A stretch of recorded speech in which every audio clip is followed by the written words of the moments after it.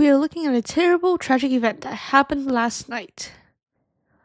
Lily trudged into the living room in her pajamas, glaring at her younger brother. Thomas, do you have to blast the mandatory news at 4 a.m. in the morning? Well, mandatory or not, we might as well make full use of it. Thomas shrugged.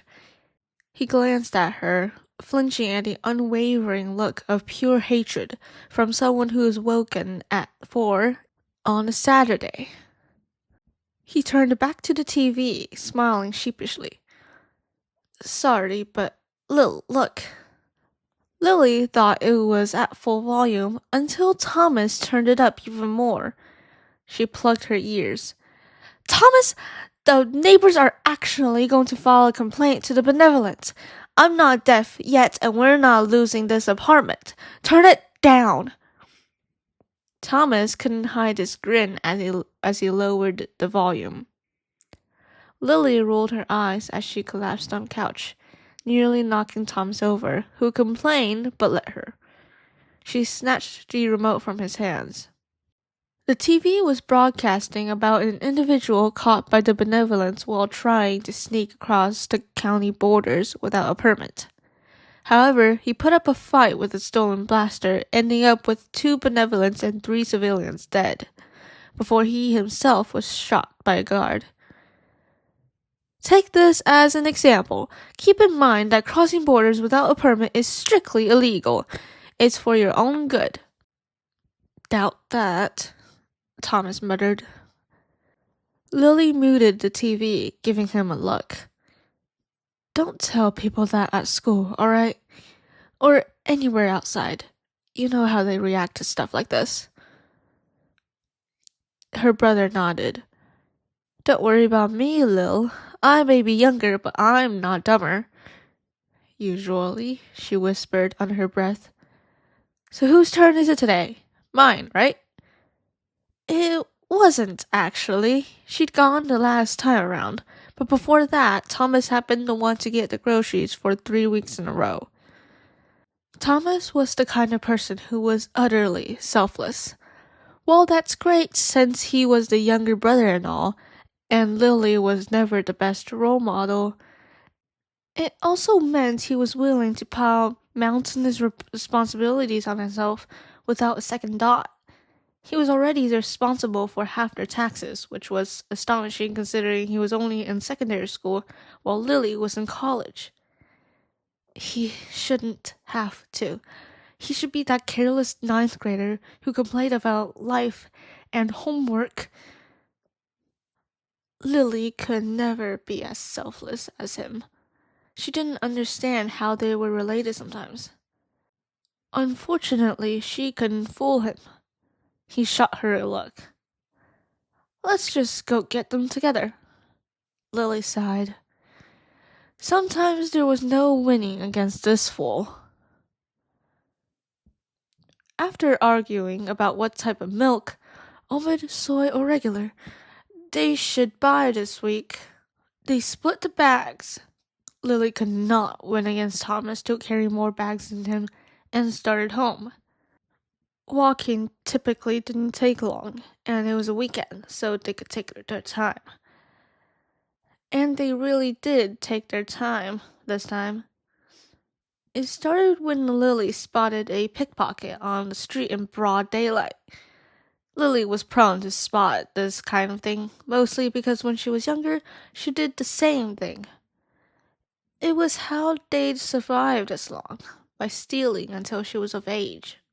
On that Saturday, her sharp eyes caught a young girl who couldn't be older than 10 bumping into someone, slipping their wallet out before apologizing and quickly veering away, slipping into an alleyway.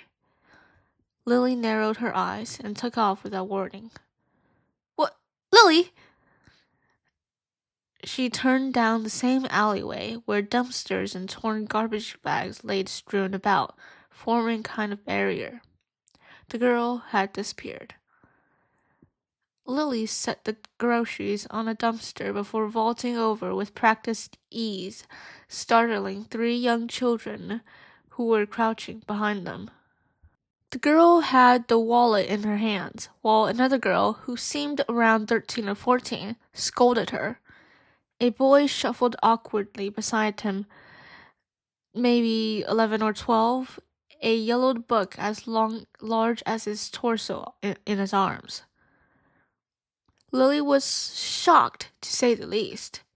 The three were obviously siblings, except, now that she was studying them, she realized they weren't natives. The brown skins, black hair, dark eyes, and odd facial features. Immigrants weren't not allowed, but there was a difference between illegal and legal immigrants. And judging from these children's thin, bony frames, ragged, dirty clothes, and eyes that long lost their spark, it was clear which category they fell under. The youngest girl, the one who'd stolen the wallet, screamed and leaped into her sister's arms, who gathered her brother as well and shuffled away from Lily. Please, don't hurt us, the youngest cried, flinching away. Shh! The oldest shushed her, before giving Lily a hard stare. If you want the wallet back, just ask. Lily's heart gave a painful squeeze at the sight. She crouched slowly. They were so painfully thin and undernourished. I'm not going to hurt you, Lily said softly. She thought for a moment. And I'm not going to take the wallet back. In fact, Lily stood to grab a small bag of bread rolls from the groceries. Thomas stood just beyond the barrier of dumpsters, and they exchanged glances of mutual understanding. Thomas nodded. Lily crouched down again and placed the bag in the dirty concrete ground between them. Here, take them. If you're here same time next week, we'll come back with more, alright? Stay out of the benevolent sights. Then, followed by starstruck, awed, and suspicious eyes, she jumped over the dumpsters again before grabbing the grocery bags. Thomas gave her a small smile as they walked home. Lily didn't do it because it was the right thing to do. In fact, it started when she saw the girl stealing. That act brought back Lily's own memories of those hellish years in poverty, with no one to rely on, no one to turn to. The responsibilities of raising a younger brother, giving him the childhood that she never had, rested entirely on her shoulders. She let him be happy for the both of them. Burglaries, skimming meals, whatever. If she could see little Thomas smile just once, it was worth it. She saw something in the siblings that she remembered in herself. That, more than the fact that they were immigrants, made her help them. After all, she was never as selfless as Thomas. The smallest girl was named Biak. She was as cute as her name, a childish wonder somehow still in her eyes. She loved drawing, dancing, and her older siblings, the latter especially, over everything else. The middle brother was Shujek, who loved bedtime stories, books, history, debating over subjective subjects, cuddles, and his sisters. He stayed quiet and held books too close to his eyes when he read. The oldest was Jenyak. She liked music. She was always overprotective of her siblings, loving them to pieces and singing songs she improvised herself during especially dreadful days. The siblings had an older brother, but he was the same person who tried to cross county borders and showed up on the TV. What? Lily had explained, while huddled together on a rainy Saturday against the building. Why was he trying to cross borders? Thomas was hugging Biak, keeping her warm with his body, his jacket wrapped around Janyak. Shujek was in Lily's arms, protecting his book fiercely. Brother Tunpej was trying to lead the way, Shujek muttered into Lily's shoulder. Our uncle lives in that county. Biak nodded. Yeah, he's super nice and legal, but he couldn't help when we were accidentally brought here. So Brother Toonpedge said he would find a way through the border. But, as you saw on TV, he was killed. Jenyak brought the explanations home. A silence fell over them. A month passed. Every Saturday, Lily and Thomas stopped by the same alleyway. Every Saturday, the siblings were there, waiting for them. The duo learned a bit about each sibling every visit, and sometimes they stayed to keep them company. Every week, Lily's heart would soften, little by little, loving the siblings like her own. She could tell he loved them just as much. It didn't take long for Lily to crack. The day after the 5th Saturday, she approached her brother. "We can't just leave them there," Lily whispered to him at dinner, afraid the benevolent would hear. "We can't leave them on the streets, but we can't bring them into our home. We don't have enough to support them.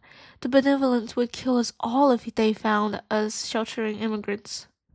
Thomas nodded, but Lily knew this wasn't new to him. She knew he'd already been scheming on how they could help the siblings. She'd seen him up late at night, a lit candle in the living room, his side of their shared bed cold and empty. Selfless, thinking about others, sacrificing himself. He shouldn't have to. He should be able to worry about himself, be happy, act embarrassed about his big sister's hugs and kisses. Lily felt guilt stabbing into her chest when she tried to sleep on those nights. "I've been thinking too," Thomas agreed. Understatement of the year. I have an idea. Do you remember that black market broker?" "Thomas," Lily said before Thomas could continue, because she knew what he was about to say, and she didn't want him to say it. "We have to get them across county borders, legally, so the benevolents have no choice but to let them cross." Thomas stared at her. "Yeah, and we need—" Lily leaned closer, grabbing Thomas by the shoulders. "No, Thomas. No brokers, no fake permits. I'm not letting you work yourself to death for the money." She let out a shaky breath. She could do this. She had to. The children's bright, hopeful faces flashed in her mind. "Thomas, we're going to break into the secretary's house, and we're stealing them." She could never be as selfless as her brother if she was willing to let him help. 3 weeks later, the plan was made and put into action. It was simple. Break in at midnight, steal the necessary permits, get out, and meet the siblings at the checkpoint between the counties, on the edge of the city. From there, the siblings knew where to go. The mayor's secretary was a legal immigrant. Dark rumors surrounded him and his family about all the things they did to integrate themselves into the mayor's family, forcing him to eventually give them permanent citizenship. The rumors weren't all false either, Lily suspected. The secretary and his family were brutal, arrogant, and greedy.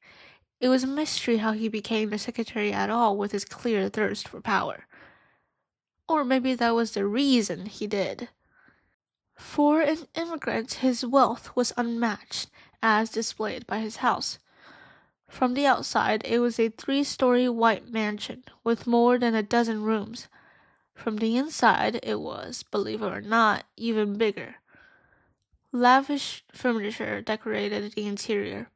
Everything, from the fancy chandelier and top-quality leather couch to the vintage teacups, screamed wealth.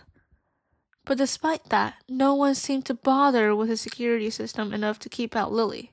A quick scan of the place gave Lily the general idea of its layout.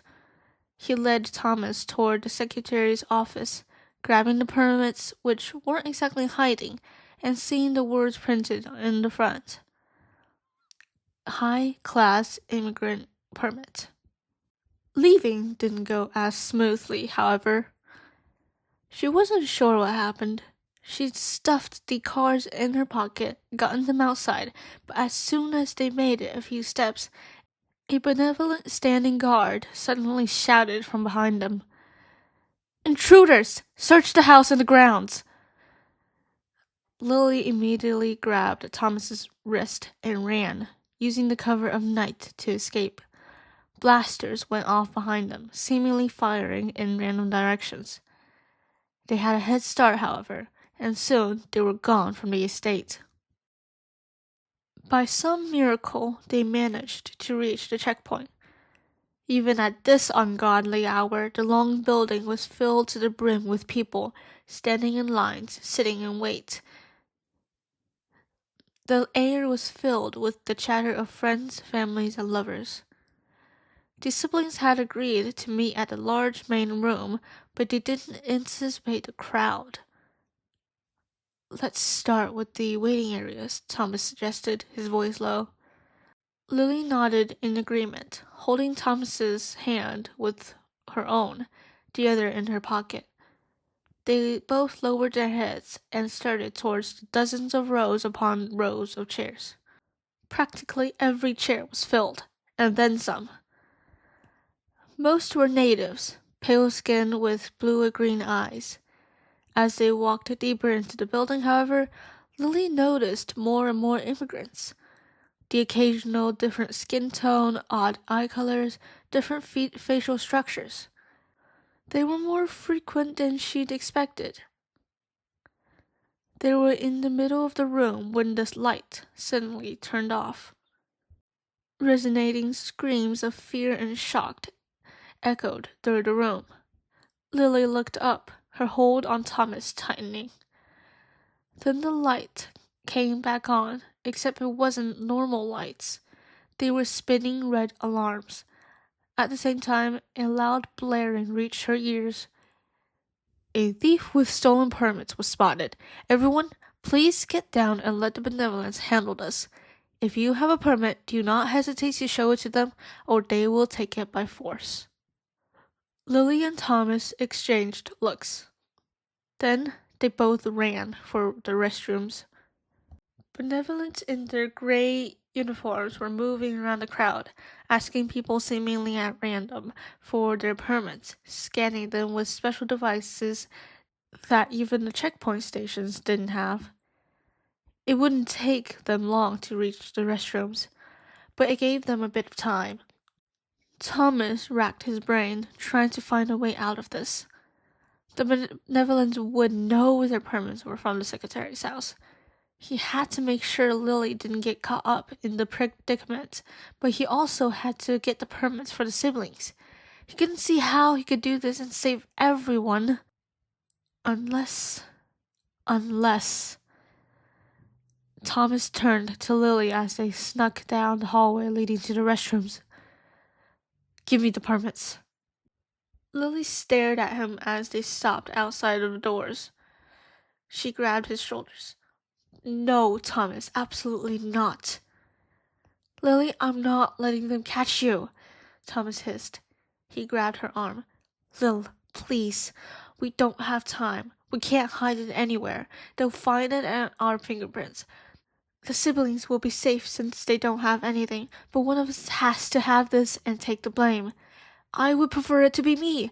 You can steal someone else's and give it to the siblings. It's the best bet. But there's plenty of immigrant permits here. If we had known, we wouldn't have gone to the secretary's house. We could have just stolen from them." It hurt Thomas to say that. Stealing from the cruel secretary was one thing. Stealing from other struggling, lower-class immigrants was another. It hurt, but it couldn't be helped. Thomas was selfless and smart, yes, but even he made mistakes, and those mistakes had consequences. He was selfless, but sometimes he had to make a decision who to be selfless towards. Besides, really, he would be the one losing the most here. Lily was trembling. She let one of her hands cover her eyes as she tried to control herself, her chest heaving. Fool. She was crying. And then Thomas realized that he was too. Lily took the cards and, abruptly, tried to tear them. To what end, Thomas wasn't sure. The codes on the back were still readable, and they couldn't be bent. Just give it to me, please, Thomas whispered, voice shaky. His hands grasped the permits. Behind Lily, the door to the woman's bathroom opened, and an immigrant hurried out, bumping into Lily, the red flashing lights making it difficult to keep one's bearings. Lily turned, frowning. The woman didn't even apologize before rushing down the corridor. Thomas pocketed the permits. Please, Lil, go back to the main area. They'll come down this way soon enough. He kept his gaze on the ground. He couldn't bear to see her expression. He would really, genuinely crack if he did. Then Lily hugged him, pulling him into a fierce embrace. Thomas closed his eyes. There was a light peck on the forehead, too. I love you, Thomas. That was the last time he would receive such affection from his big sister. Then he sighed and pulled away. Lily let him, a fiery determination in her eyes. He was glad she was letting him go. Go, Thomas whispered. I love you too, Lil. He watched, for the last time, as Lily turned and walked down the hallway, the blaring alarm filling his ears, the red light filtering everything in a strange color. Then he spun around and went into the bathroom to wait for his fate. Except it didn't come. The alarm suddenly stopped and the red light turned off, replaced with the normal everyday lights. The culprit has been found. Thank you for your patience, and you're free to move around once more. Have a good night. What? Thomas, heart in his throat, gasping, fumbled with his pocket. No. What happened? How could the culprit have been found? He held 4 permits in his hand and stumbled backwards, his back hitting the bathroom wall. He slid down until he was sitting on the restroom floor, covering his mouth with a trembling hand, unable to breathe, staring. A sob wrenched itself out of his throat. No. On the front were the words, Low Class Immigrant Permit.